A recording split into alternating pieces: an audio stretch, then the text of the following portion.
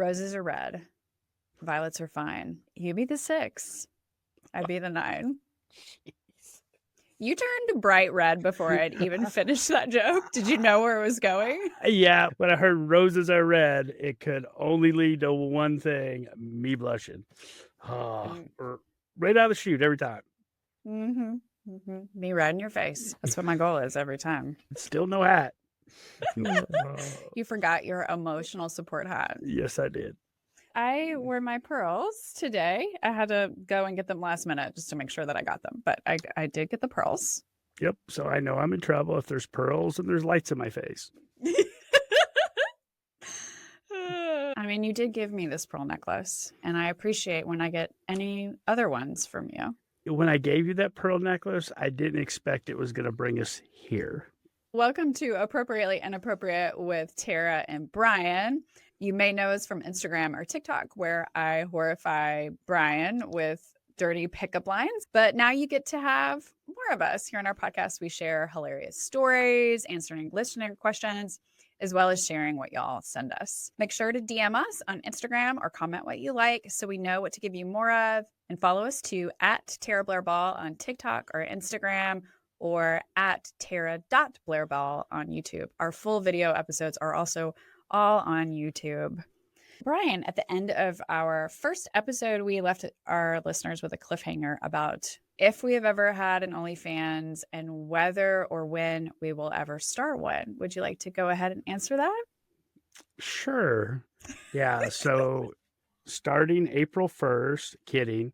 No, we have never had an OnlyFans, and we have no intention of ever opening up an OnlyFans. We very much are flattered by the interest, but there's just certain things in our life we will keep private. Brian is a very sexy bear, very lusted after in the gay community. And I know this because I read all of the comments, all of the DMs, and many of them are directed at Mr. Brian. I know plenty of y'all were interested in his bulge and the size of his member in both centimeters and inches were the requests. Shots of him in specific outfits or lack of outfits. There's a great interest in Brian. And we're sorry to say that Brian is straight and married and monogamous, I think we need to say too. But I am flattered. Thank you. I am flattered. Yes. I think that shows just how sexy of a guy you are. I don't think of myself that. I'm just me. Right. But the gay man all understand why I'm constantly hitting on you. No. And that's how this started, as I was constantly hitting on you. And now we do it publicly. So I've received a couple of requests. One was that someone asked for my feet pics, which I turned around and posted a picture of Brian's feet and made a joke of, if you want Brian's feet pics, send money, which was totally a joke. I did not expect anyone to consider that realistic. Nobody sent us money, so I don't think anybody took us seriously. But Instagram took us seriously, and we got a community guidelines violation because I guess I was soliciting. But we have no OnlyFans account. There are no feet pics of Brian or me out in the world that we're aware of. See any, it's not us. There are things that we just want to keep private, but we'll include you in all the jokes. Absolutely. A common question that we get is, who are we? Were we always like this? You know, I've gotten questions about you specifically. Was he a pastor's kid? Was he raised fundamentally religious? What's his background? Why is he so wholesome? Also, I've gotten questions like, was I always like this? Did marriage somehow flip a light switch and change me or something? How far do you want me to go back? No, I was not raised in a religious household. I've just always been this way. I'm that guy that's always going to try to do the right thing. I was an athlete through high school. I had every intention of being an athlete in college, and I joined the Greek life. When I started the Greek life, I did party and realized really fast that I was paying for school. So it was on me. I was in a fraternity for 4 years. My last 2 years there, I served as president. Brian, like straight-laced, good, wholesome guy, gonna do the right thing, fraternity president. And then there's me. I've always been very nerdy. I've always really loved science fiction. I've really loved reading.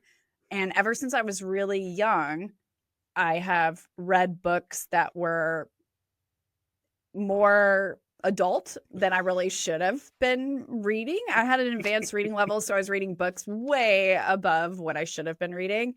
So I was exposed to things as a kid that I probably shouldn't have been. I've always had an adult shock kind of humor. I was this good kid and I would do my schoolwork, but I had my rebellion or whatever. And I went through many phases of trying to figure out who I was and what that meant. Like I had a goth phase where I did black makeup and black clothes. And I had a hippie phase where I didn't shave and I bathed in patchouli oil. And I had a punk rock phase where I had a shaved head and a mohawk and lots of facial piercings.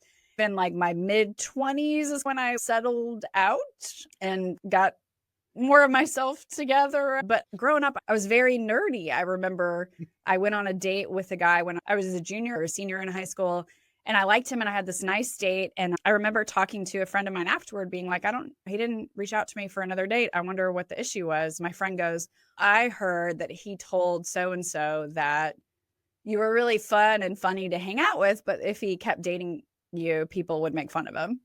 So I was the personality for a lot of my life. And as the personality, I was funny and made jokes. Wait, you dated other people before me? No, absolutely not. A date back then was we locked eyes across a crowded room. Okay. Only one I've dated is you. Totally. I was a Latin teacher for 12 years. I did classical studies when I was an undergrad. I have a master's in poetry. I wrote poetry. I have poetry books published, actually. And so, yes, total nerd. And then I met Brian when I was in my early 30s. I'm still just as nerdy. Brian, I think, is nerdy, but not as overly or overtly. Yeah, I would agree with that. To look at me, I don't think screams nerd. Yeah. So we'll just say that I'm like the sexy librarian, and you're my loud-mouthed library patron. And I'll scold you and tell you that you're a bad boy. Oh my gosh, honey, Jesus. We might be using that later. I asked our followers, what's the wildest thing you've heard in the bedroom? Especially because after our last episode where we talked about Brian telling me, is that my pussy? Oh my God. You know? We're reliving that. I relive that every night when I lay my head on my pillow. Especially when you're out of town and I got a toy. Oh my God, honey. I'm gonna run. If you are not watching, Brian is purple, which is the same color as when I grip too hard. I'm going to go through these. The hat's coming back. The hat is coming to these episodes. There's nowhere to hide. All right. So this first one, I smell onions. Okay. So this is a bedroom story, and someone they're in the throes of passion, and someone smells throes of passion. Yeah. So it could be that maybe they were distracted because they could smell someone cooking, or it could be that they're undressing and something smells like onions. So many questions here. This next one, I'm adding it to use tonight. Go on then. Pop it in my poop passage. Oh my God. I just bit my tongue. Oh my God. This next one, yell at me like you yell at IKEA furniture. I get that one. Yeah. If you put it's hot. As long as you tell me I'm a good girl after. Oh my gosh. I'm scanning the room looking for somewhere to hide. This next one, it's from Harry Potter, so expecto patronum. I'm surprised you didn't use that. You're surprised. Huge Harry Potter fan in my house. I am. I wrote a bunch of lines like, you're going to call me a dementor tonight because I'm going to suck your soul out. It's a good one. I think my favorite one is the one I did where it's like, why don't you take me into the bathroom and turn me into a moaning myrtle. Oh my gosh. Oh. Which was also hysterical because when we went to Universal Studios in Orlando a couple years ago, there is a women's bathroom where moaning myrtle is there. This next one, did you buy bread? They're definitely a married couple. Yeah. I think we've done stuff like that before where I'm like, I need to ask or tell him this now, otherwise I'm going to forget. Oh yeah, So there's even been some weird, there's been some weird pre-moments, yeah. Yeah, where it's like in the beginning where you're like, oh crap, I have to tell him this now because I'm going to forget. This next one is calling him someone else's name. Oh, that is horrible. Yeah. How do you come back from that? I don't know. I guess you say, oh, I thought we were role playing. I knew a girl in college who only dated guys named Chris, so she could never call out the wrong name in bed. That's a smart game plan. It is, as long as you change the sheets between them. Oh my God. It's classy. Oh Jeez. This next one's from me. Can I take a dump on your chest? No. Oh, that has never happened. No. Oh, I would be like, not that I don't get horrified around this house a lot, but that would seriously horrify me. No. Oh. It sounds like the fact that this was shared with us is this was not something the person was interested in, I would guess. I would think so, yeah. Yeah, you probably, before asking that, you'd probably want to have a chit chat. Would you be interested in this particularly? Are you down? Yeah, there's some conversations that need to be had there.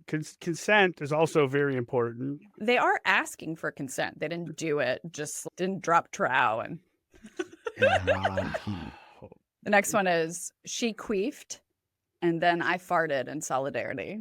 Oh my God. How romantic. I know. It's like their holes were talking. Oh my God. I opened. If you're going to open it, I'm going to stuff it. Oh my gosh. This is worse than the social media. This has nowhere to go. No hat either. No emotional support hat. No kidding. I tried giving you this pearl necklace to wear before, and it wouldn't even fit around your neck. So you can't like clench your pearls. No, it won't. This next one I think we should chit chat about because I think it's a good conversation just for other people to know and understand. Okay, I'm all right. Scared.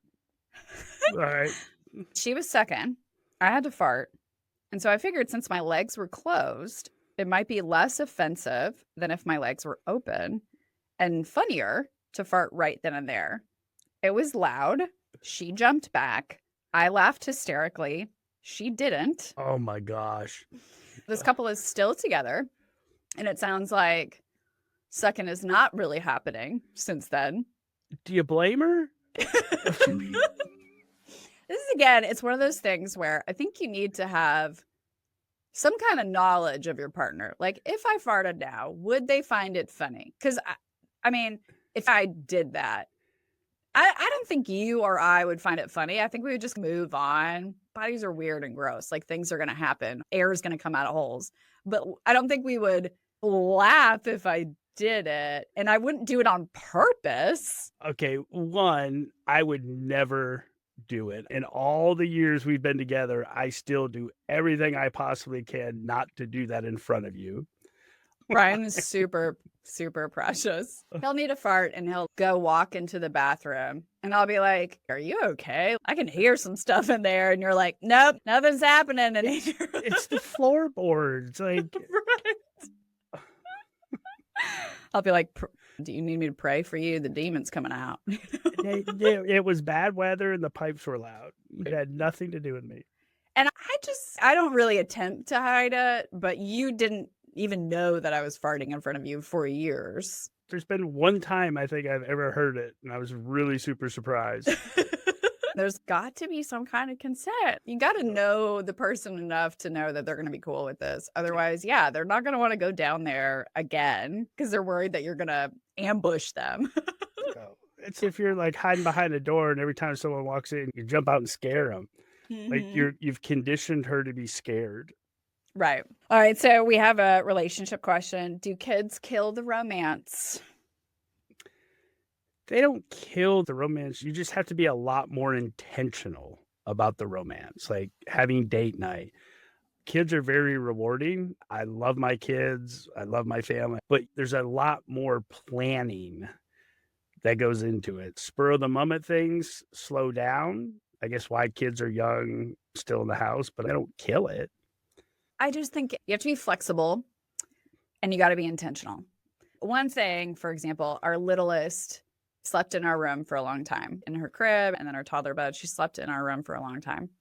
And she still has that habit of just, if she wakes up in the middle of the night, she's going to come into mommy and daddy's room and hang out. And there have been times where we've been starting and we didn't want to stop, but like our kid comes in. So once we got her settled and back to sleep, we moved elsewhere. And the bed is not the only place you have to have sex in the house. You could go in the laundry room and the office and the bathroom and the living room couch. You got to learn to be flexible and move to these other places, and also be mindful of who might see once you move to those other places. So one thing that we discovered. Oh my God, I was horrified. So our floor plan, the living room is away from our bedroom. When our little one being in there, we thought, okay, this is a compromise. So we go out to our living room. It wasn't until we installed security cameras around our property that we discovered this. We would go out to the living room and we would have our adult time. And one day I was checking the cameras and the light happened to be on in the living room. And I could see myself plain as day standing there. And I called you in there. I'm like, you have got to come in here and look at this. And it didn't matter if the TV was on, a lamp on, the overhead light, like the camera, you could see us plain as day. And I'm thinking, okay, we have shades on our back windows. And if you look at our house, the whole back of our house is windows. God, I was horrified. So our property, we are on a hill and our neighbors' backyards back up to ours. Well, you can see from our neighbor houses, plural, right into the back of our house. Yeah, but we'd always keep our shades down 24/7. So we just never thought it was a big deal. But we learned that they are light filtering shades and not blocking shades. So Brian showed me we would put the TV on, one lamp, whatever it might be. If there's any light inside the house, our neighbors could see everything. We had to learn, okay, if we're going to the living room, all lights have to be off, all of them. We don't know for a fact if anyone has ever seen anything. They still talk to us. I have no doubt. Oh, I've never gotten a high five over the fence. Can see it. Their kitchen looks up into the back of our house. They could just casually go out for a drink of water and look up and could see action taking place. If you want to be smarter than we were, is if kids are cock blocking, which kids are going to do. They're going to need you. They're going to have explosive diarrhea, whatever is going to happen. You go clean and settle the child, and then you go drain those balls or stuff that. We're going to start hiding behind the mic. Oh my God. Or divisional labor can also kill the romance because it's exhausting taking care of extra humans. And so we've had to have conversations of, okay, I'm doing XYZ and I'm feeling overwhelmed. What can you take off my plate so I don't have to think about it, so I can be less exhausted at night, and so I'm ready and able to bang? Yeah. I think I had a point to make. Throw that in there. So kids do drain you. But the point I was trying to make is just have those conversations before they become an argument. Don't let it build up. Next week, Brian is going to share with us his craziest gift. Make sure to subscribe, download, and follow for that. Already following us on social media, we're also at Tara Blair Ball on Instagram and TikTok, or at Tara.BlairBall on YouTube. Remember that our full video episodes are also on YouTube. And if you like this podcast, please make sure to write a review so other people can find it. And until next time, stay inappropriate.